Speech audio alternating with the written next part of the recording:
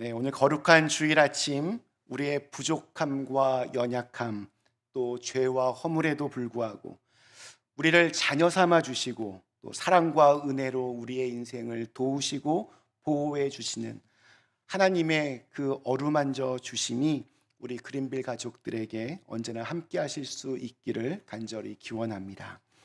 우리 창세기부터 요한계시록까지 말씀 대장정, 오늘은 빌레몬서 말씀입니다. 딱 한 장, 그것도 25절밖에 되지 않는 아주 짧은 말씀입니다. 그러나 빌레몬서는 짧지만 굉장히 긴 여운이 남는 그러한 말씀입니다. 그 안에는 주님으로 인하여서 변화된 사람들의 이야기가 숨겨져 있기 때문입니다. 우리 기독교는 변화의 종교입니다. 가난한 자들의 재산을 착취하여 일부는 로마에 바치고 나머지는 자신이 인마이 포켓했던 대표적인 세리장, 여러분 누군지 기억하시나요? 삭개오. 여리고의 삭개오가 예수님을 만난 후에 돈밖에 모르던 그가 나누고 베푸는 사람으로 변화가 되었습니다. 16살에 절도죄로 처음으로 감옥에 들어갔고, 대학에 들어갔지만 주색에 빠지고 또 도박에 빠져서 방탕한 생활을 일삼았던 그러한 사람이 있었습니다. 그가 예수를 믿고 변화가 되었습니다. 그 후에 이 사람은 가난한 고아들의 아버지가 되었습니다. 기도의 사람으로, 특별히 5만 번 기도의 응답을 받은 것으로 유명한 그러한 인물이 되었습니다. 조지 뮬러라고 하는 이름을 가진 이 사람의 간증은 200년이 지난 지금도 설교자들의 단골 예화로 그렇게 등장합니다. 예수님을 정말로 믿고 그분이 원하시는 삶을 살려고 애쓰면 인격이 변하고 성품이 변하고 인생이 변합니다. 그런 사람들 갖다 대라고 하면 정말 많습니다. 무궁무진합니다. 다른 사람은 고사하고 오늘 빌레몬서를 쓴 바울 역시 예수 믿는 사람들을 잡아다가 핍박하고 감옥에 집어넣고 심지어 죽이기까지 했던, 피도 눈물도 없던 아주 차가운 인물이었습니다. 자기의 성공을 위해서 오직 그것만을 위해 달려갔던 사람입니다. 그런 그가 예수를 만난 뒤에 땅끝까지 복음을 증거하면서 주님을 위하여 자기의 모든 것을 바친 그러한 사람이 되었습니다. 저는 오늘 빌레몬서에 나오는 3명의 아름다운 사람들의 이야기를 좀 함께 나누려고 합니다. 바울, 오네시모, 빌레몬, 이렇게 3명입니다. 우선 바울입니다. 바울이 빌레몬서를 쓰는 이유는 빌레몬에게 오네시모를 용서해주고 그를 주님 안에서 형제로 받아들이라고 권면하기 위해서입니다. 잠시 좀 배경을 말씀드리면, 바울이 에베소에서 복음을 전할 때에 골로새에서 살던 빌레몬이라고 하는 사람이 에베소에 왔다가 바울의 말씀을 듣고 예수님을 믿게 되었습니다. 그래서 자기 집으로 돌아가서 자기의 집을 예배 처소로 제공했습니다. 이것이 골로새 교회의 시작이었습니다. 빌레몬은 그러니까 이 골로새 교회의 정말 기둥 같은 존재였습니다. 그런데 그 집에 노예로 일하던 오네시모라고 하는 종이 이 빌레몬의 돈을 훔쳐서 달아났습니다. 사람이 많은 곳으로 도망을 치는 것이 안전하겠다 싶어서 로마로 갔습니다. 그런데 로마에 바로 바울이 있었습니다. 아마 오네시모가 자기의 주인을 통해서 바울이 어떤 사람인가에 대해서는 아마 알았을 겁니다. 어떻게 바울과 오네시모가 만나게 되었는지는 알 수 없지만 중요한 것은 바울을 통해서 이 도망친 노예 오네시모가 예수님을 믿게 되었다는 것입니다. 그리고 변화되었습니다. 바울은 오네시모의 그 회심을 옆에서 지켜보면서 그의 주인 빌레몬에게 돌려보내기로 합니다. 자신이 지은 죄를 뉘우치는 오네시모를 빌레몬이 용서해 주기를, 그리고 좀 하나 더 나가서 예수님을 믿게 된 그를 이제 종으로 이렇게 한 것이 아니라 한 형제로 받아주기를 그렇게 부탁을 합니다. 우리 9절과 10절 말씀에 이렇게 되어 있습니다. 도리어 사랑으로서 간구하노라. 나이가 많은 나 바울은 지금 또 예수 그리스도를 위하여 갇힌 자 되어 갇힌 중에서 낳은 아들 오네시모를 위하여 네게 간구하노라. 바울은 오네시모를 가리켜서 내가 갇혀 있는 동안에 얻은 아들이라고 그렇게 표현을 합니다. 저는 이 말이 참 부끄러웠습니다. 로마의 감옥 안에서 나이도 아주 많고 또 병도 들고 언제 죽을지 모르는 가장 힘겨운 상황에서도 바울은 그냥 놀고 있지 않았습니다. 생명을 출산하고 있었습니다. 한 영혼을 주님에게로 다시 돌아오게 만들었습니다. 이것이 생명의 복음에 사로잡혀서 오늘을 영원처럼 살아가는 사람들의 모습입니다. 우리는 종종 하나님께 영광을 돌립니다. 이런 말 합니다. 하나님께 영광을 돌린다. 대체 이 말이 무슨 말이겠습니까?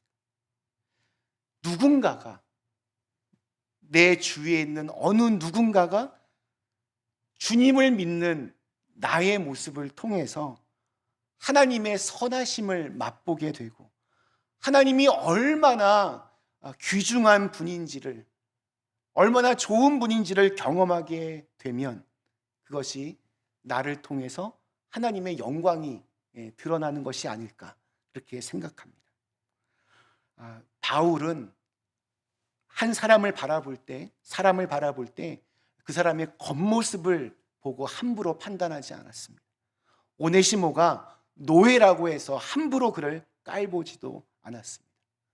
그 속에 있는 이 오네시모 안에 있는 하나님의 형상을 볼 수 있는 눈이 바울에게 있었습니다. 그 모습을 통하여 오네시모가 변화가 된 것입니다.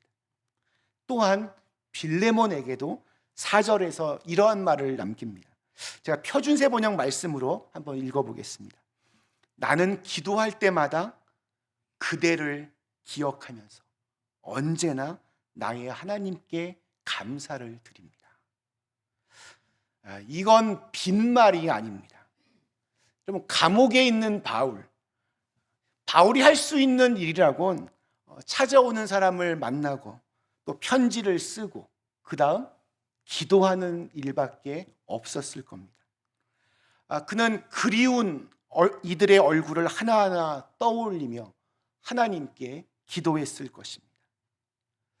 그럼 우리가 남을 위하여 기도한다라고 할 때, 내가 다른 사람을 위하여 기도한다라고 할 때, 그 기도하는 그 시간, 하나님과 내가 만나는 그 시간 속에서 내 입에서 나오는 그 사람들의 그 이름은 아무리 멀어도, 또한 아무리 오래되어도 시간과 거리는 다 무의미합니다. 마음과 마음이 맞닿는 그 순간이 바로 하나님께 기도하는 시간입니다. 예수님으로 인해서 바울이 그런 사람으로 변화가 된 겁니다. 냉혈하였던, 오직 자기의 성공만을 위하여 달려갔던 바울은 이제 한 사람을 바라볼 때 언제나 따뜻한 시선으로, 주님의 마음으로 그 사람을 바라볼 수 있게 되었습니다. 오늘 등장하는 두 번째 사람, 오네시모입니다. 주인의 돈을 훔친 도망친 노예입니다. 당시 노예가 주인의 물건에 손을 댔다고 하는 것은 잡히면 죽는다, 이걸 뜻합니다. 실제로 노예 하나 죽이는 건 그건 일도 아닙니다. 로마의 초대 황자였던 아우구스투스는 자신의 애완용 메추라기를 실수로 죽게 한 노예를 십자가에 못 박아서 처형시켰습니다. 기독교를 박해한 것으로 유명한 도미티안 황제는 목욕물을 너무 뜨겁게 데웠다는 이유로 노예를 뜨거운 물에 집어넣어서 죽였습니다. 그러니까 노예는 사람이 아니었습니다. 그냥 주인의 소유물이었습니다. 그러니까 노예 하나 죽이는 거는 이건 아무것도 아닙니다. 오네시모는 그런 사회에 대한, 그러한 세상에 대한 노예로 살아가는 자신의 모습을 보면서 증오와 불만이 아마 분명하게 있었을 겁니다. 그리고 단 하루라도 내가 좀 사람답게, 좀 자유롭게 살고 싶었을 것입니다. 그래서 주인의 물건을 훔쳐서 달아난 겁니다. 그러나 바울을 통해서 예수님을 만나고 난 후에 그는 참 자유와 해방은 주인으로부터 도망치는 것이 아니라 죄로부터 해방되는 것이고, 그리스도 안에 있으면 새로운 피조물이 된다는 것을 깨닫게 되었습니다. 굳이 노예에서 다른 신분으로 옮겨가지 않아도 내가 예수 그리스도를 믿기만 하면 하나님의 자녀로서 진정한 자유인이 된다는 것을 그는 알게 되었습니다. 그는 예수 안에서 변화가 되었습니다. 그의 변화를 가장 선명하게 보여주는 것이 바울이 표현하고 있는 11절과 12절의 말씀입니다. 그가 전에는 내게 무익하였으나 이제는 나와 내게 유익함으로 내게 그를 돌려보내노니 그는 내 신복이라. 제가 성경 주석 이렇게 보면 오네시모라고 하는 이 이름의 뜻이 책마다 다 다르게 나옵니다. 어떤 책에 보면 이 오네시모라는 이름은 무익한 자, 아무짝에도 쓸모없는 자, 이런 뜻을 가지고 있다라고 그렇게 써 있는데, 또 어떤 책에 보면 유익한 자, 쓸모 있는 자, 이렇게 그 오네시모의 이름이 뜻이 그렇다라고 그렇게 설명을 합니다. 도대체 어느 것이 맞는지 잘 모르겠습니다. 저는 나름대로 이렇게 생각을 해봤습니다. 사람은 누구나 쓸모가 없는 사람이 될 수도 있고 또 쓸모가 있는 사람이 될 수도 있다. 우리 모두가 다 오네시모와 같은 그러한 사람이다. 쓸모가 없는 존재로 살아갈 수도 있고 어느 누군가에게 꼭 필요한 사람으로 살아갈 수도 있습니다. 바울은 이 오네시모를 전에는 아무짝에도 쓸모없는 사람이었는지 몰라도 이제는 아주 유용하고 내게 꼭 필요한 사람이 되었다라고 그렇게 말을 합니다. 그뿐만이 아닙니다. 저는 내 신복이라. 신복 그러면 마치 무슨 조폭 이렇게 부하 같은 느낌이 들어서 약간 좀 그런데, 표준 세번역 말씀에는 그는 내 마음이다 이렇게 표현을 합니다. 저는 이 표현이 더 좋은 것 같습니다. 그는 내 마음이다. 정말 대단한 칭찬이 아닐 수 없습니다. 그는 내 마음이다. 남에게 손해나 끼치던 사람이 이제는 바울에게 없어서는 안 될 사람이 되었습니다. 바울은 오네시모를 주인인 빌레몬에게 돌려보내면서 이제부터는 노예로서가 아니라 그리스도 안에서 사랑하는 형제로서 영접해 줄 것을 간청합니다. 마치 나에게 하듯이 오네시모에게 하라고 그렇게 부탁을 합니다. 그리고 오네시모가 빌레몬에게 끼친 어떤 손해에 대해서는 내가 대신 갚겠다 이렇게 약속도 합니다.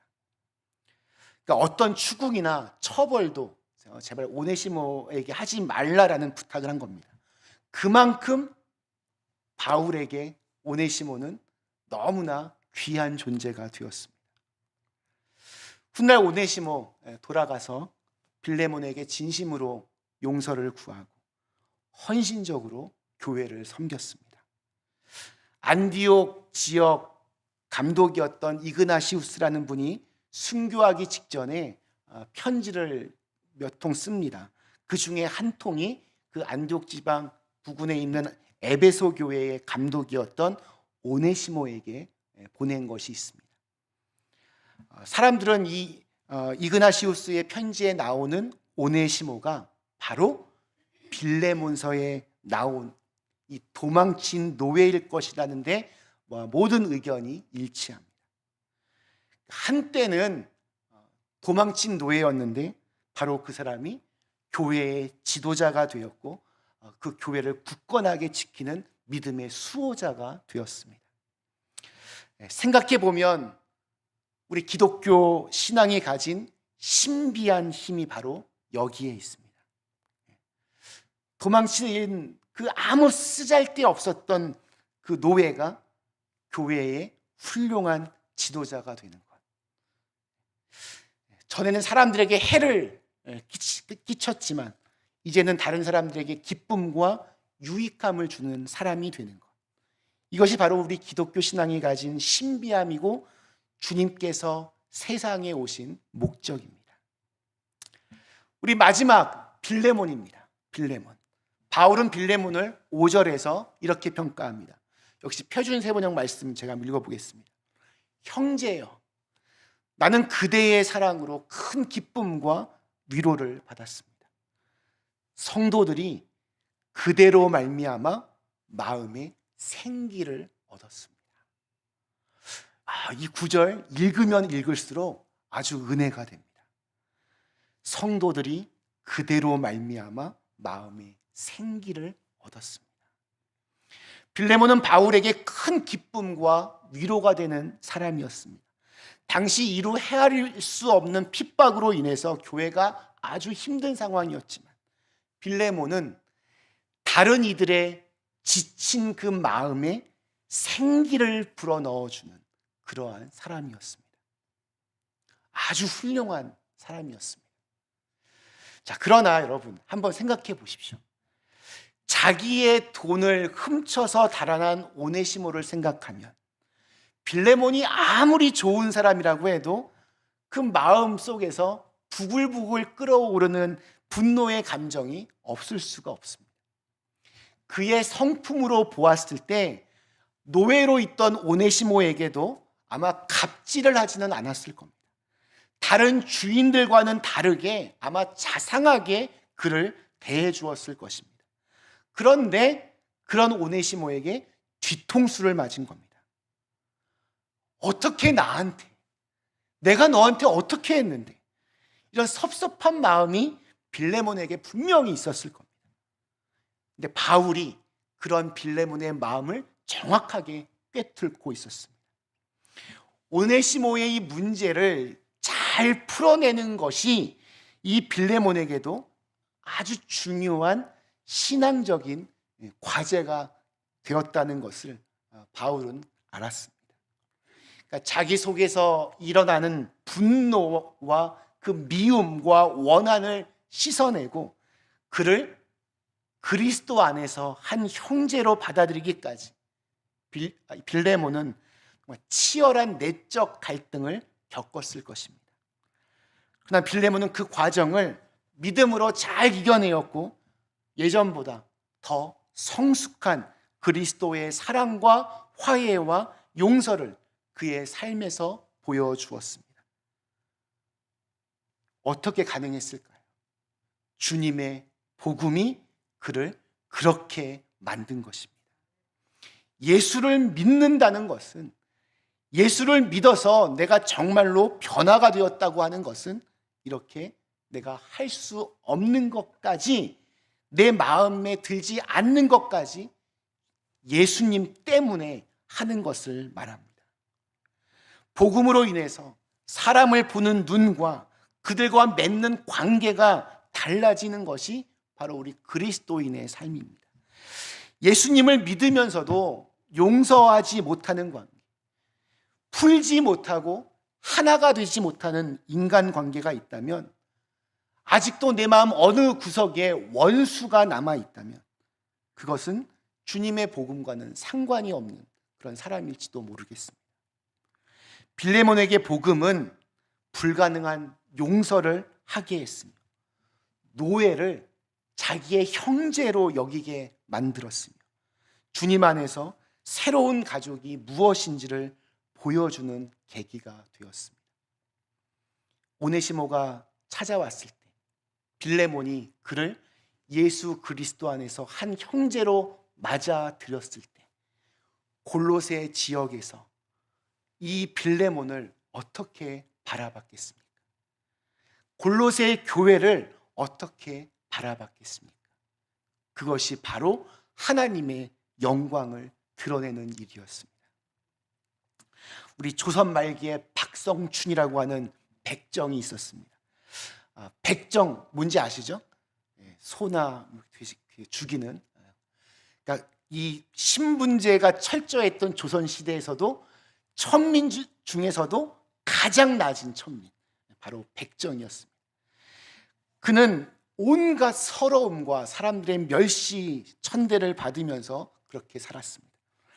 그래서 그는 정말 내 자식만큼은 절대로 백정일을 시키지 말아야지.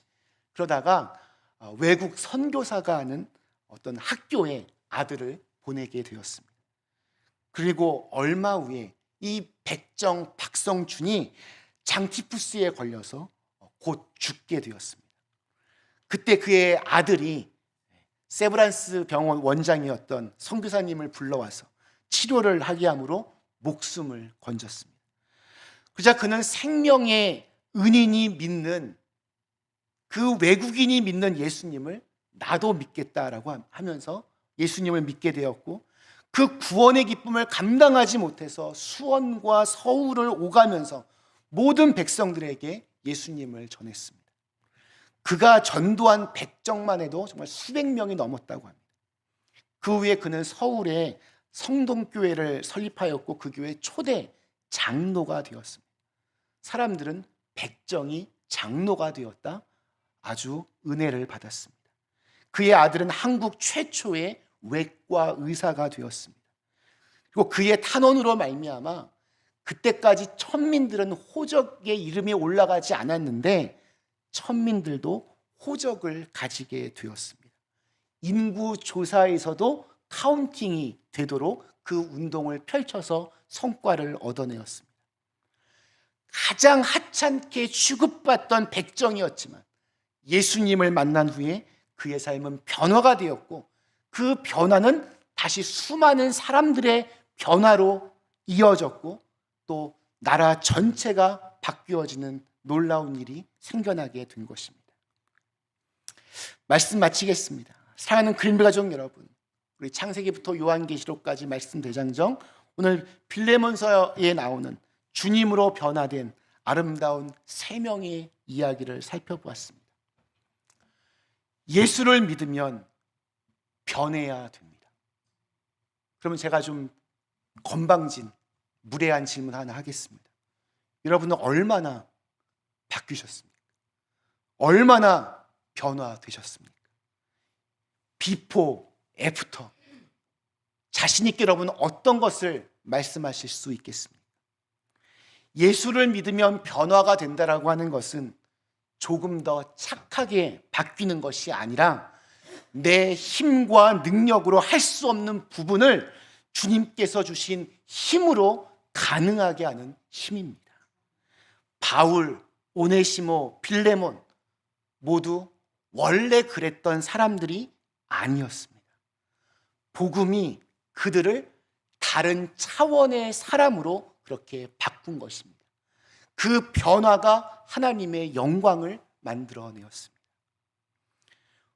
우리 그린빌 교회 안에도 만나는 사람들에게, 지쳐있는 사람들에게 생기를 줄 수 있는 그런 빌레몬 같은 사람, 주님 안에서 변화가 되어서 무익한 자에서 없어서는 안 될 꼭 필요한 사람으로 변화된 오네시모와 같은 사람, 그리고 감옥 안에서도 예수 그리스도의 향기를 내면서 화해와 용서의 중보자가 되었던 바울처럼 그런 사람들이 우리 교회 안에 더욱더 많아질 수 있는 은혜가 있기를 주님의 이름으로 간절히 축원합니다. 우리 주신 말씀을 생각하시며 잠시 함께 기도하시겠습니다.